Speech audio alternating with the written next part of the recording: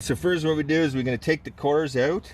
We're going to do that when we're soldering anyways, or brazing. Then I got the nitrogen tank hooked up here. So we're gonna purge this way out there, and so we're gonna turn this tank on. So both cores are removed, and we have the core remover tool on the suction line. So we're just gonna blow this out, and we got that set for 150.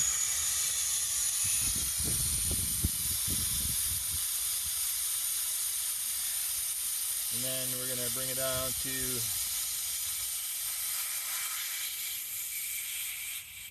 close that up.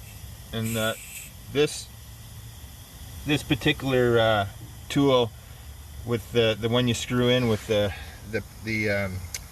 rubber, the way it works, it's way better than a little ball valve, because those ball valves leak. So we need the full rubber seal for this to work good. So anyway, so we're just gonna do our pressure test, and we're gonna come back. We're gonna pause the video. So just pause there. Start. Okay. Okay. So we got the core back in the liquid line, and the micron gauge hooked up to the liquid line, and the core is out of the suction line, and we have the core remover tool on there, and the valve is open, and we've got a 1/2 inch vacuum hose hooked up to our 2-stage vacuum pump. All right, so what we're gonna do here, everything's flat open now, and we're just gonna start the pump. Start the pump up here. All right, and we're gonna start this watch here, and you can see the micron gauge is at 2500, and we're gonna start to pull things down.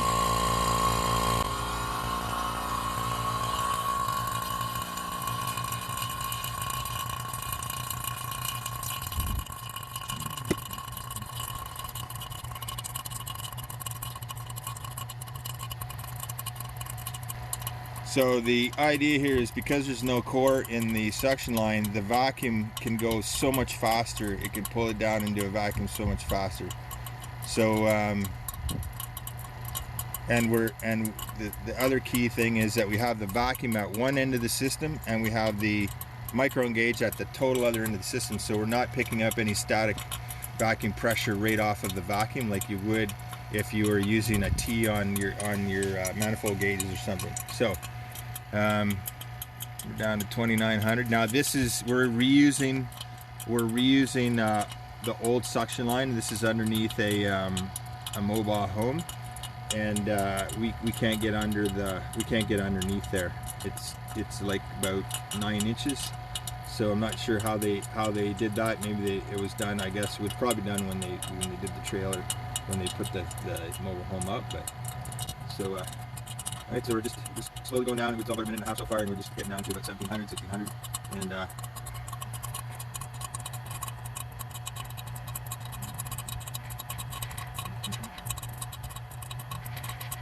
course this will go way faster if it was all new copper lines, but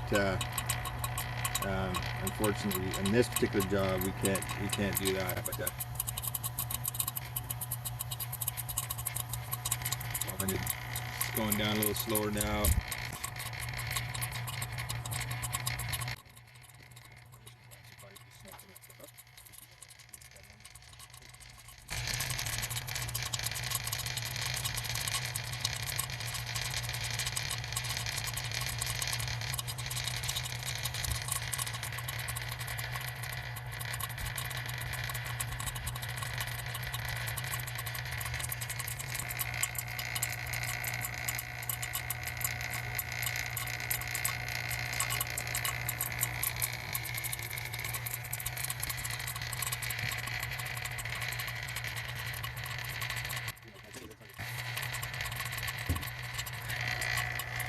Alright, so we're almost at 5 minutes, and we're already down to 740 microns. So as you can see, it's going a lot faster than if you had that core in there and you were running the vacuum through your gauges, which are probably all full of leaks. Like, there could be leaks in the gauge itself. They're good for reading pressures, diagnostic pressures, but for a vacuum or test pressures, not really good to use your service gauges. Hoses leak. They can get compressed and bounce back and forth. all kinds of things. So yeah, we're almost 5 minutes, and we're almost down to 500 microns. Some people say, well, if you vacuum it down too fast, you're going to get moisture or crystals in the water, but there's no moisture really in the system. The lines are clean. They're capped in the truck. Well, not in this case, but normally your coil is capped. It's pressurized with nitrogen. It's purged and pressurized with nitrogen, and then they plug it with rubber plugs. And so there's not really any moisture in the coils, aluminum coils, and coils that ICP makes anyways. And if you're using copper, after you're done, if you use 10 feet of copper, you should be putting the orange caps back on the copper rolls before they go back in your truck, so that moisture can't get inside the refrigerant line, copper lines. And as you can see, we're at 5 minutes, and we're already down to 540 microns. All right, so point proven. It doesn't take an hour to do a vacuum. It used to take us an hour 35 years ago, and then someone told us this little trick here, and it makes a world of difference taking that Schrader valve out. The restriction that little Schrader core makes is incredible. And just think about if you pulled the core out of a wheel on a car, how fast that tire would inflate. It takes about 3 seconds. But if you hold your finger on it with, hold your finger on the little pin, it'd probably take you an hour to deflate a tire in, on a car. So, because of the restriction of that core. So 500 microns, we're going to bring it down probably to 300.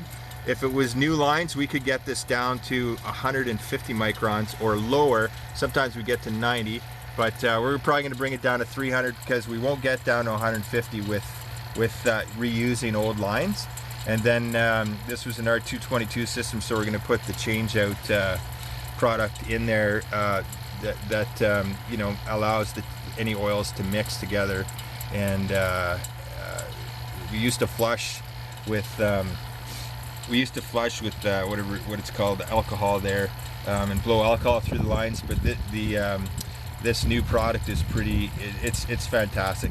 Again, never had a problem with any crystallizations or anything in lines. We sell them. If we ever change the compressor under warranty, it's usually blue in the first year, and once we changed it, we never had a problem with it after that. So obviously it was a manufacturer's defect, something wrong with the compressor. And but as far as anything after that, anything that we've installed over the last 35 years is either still working or we wore it out and replaced it, and we're on the second and third systems now.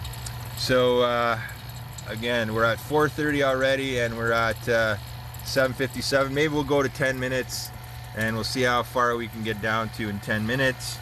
And then basically what we're gonna do at the end of that, actually, you know what are we at there? 4:20. Yeah, let's go to 10 minutes, and then I'll show you what we're gonna do next. And it's really kind of a I got two out.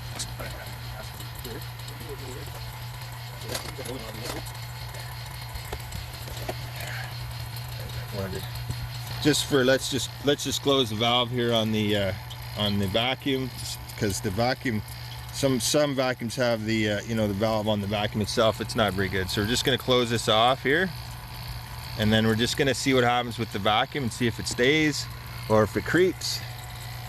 And as you can see, it's 380. It's at 380, and sometimes when we close the valve, it'll keep going down a little bit, and it'll come up and go down. So see it went down another 10. So 370 there. All right. Yeah. See, that's holding. If that was leaking or there was any moisture, that would be creeping up right now. Okay, so the next step we're going to do, we got the valve closed, the vacuum's isolated. We're going to turn the vacuum off. Then I'm going to open this valve a little bit and let a little bit of pressure into the line, just enough to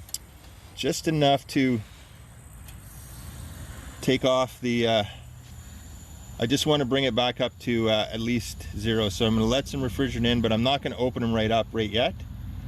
All right, I'm just going to go, and you can see we're at about 10 minutes there on the clock. So I'm going to go ahead and stop that. But you can see we just did a 10-minute vacuum, and the line set is about line set here is probably, I don't know, 25 feet. So we're just opening this up here. Okay, we're up at 25,000, so we've got a little bit of a positive pressure, but not too much. I'm going to close the service valve again. We just want to let enough pressure in there so we don't have a negative pressure in the system. And then we're gonna remove the Schrader. We're gonna remove that off of there, and then we're gonna remove the vacuum pump off the core remover tool. If you're not familiar with the core remover tool, it's if you have a leaking core and you can't get it to stop leaking by tightening it, you have to replace the core, and obviously you're gonna have to, there's a way to do that. So I'll show you how we do that. We're gonna so now we've got a little bit of pressure in the system. It's not in a vacuum anymore. I'm gonna put my core on the tool. I'm gonna put it into insert it in. I'm gonna tighten I'm gonna tighten down this in here. All right, and I'm just gonna I've just put on a few threads. I'm gonna leave it loose, and I'm gonna open this, okay? And once I open this, you can see a little bit of pressure is gonna blow this way. So I've now pushed any pressure, like there's not gonna be a lot, but I pushed any air that happens to be in there, even though that was in a vacuum. From the time I took my hose off to the time I put the core in, that's just, I basically purged any air or moisture out of this part here because I have a positive pressure. So now, I just leave that. Now I tighten it up. I'm going to open this all the way so that the plunger is completely out of the body, and so that's all the way out. Now I'm going to push the plunger in with the core on it, and I'm going to keep my finger on the end of the core remover, and I'm going to turn the knob and tighten the core into the and boom, it's tight. So we've tightened it into there, and now we remove the core remover tool from there, and now we've got our system is ready to open up the service valves, and we're going to open up the service valves now.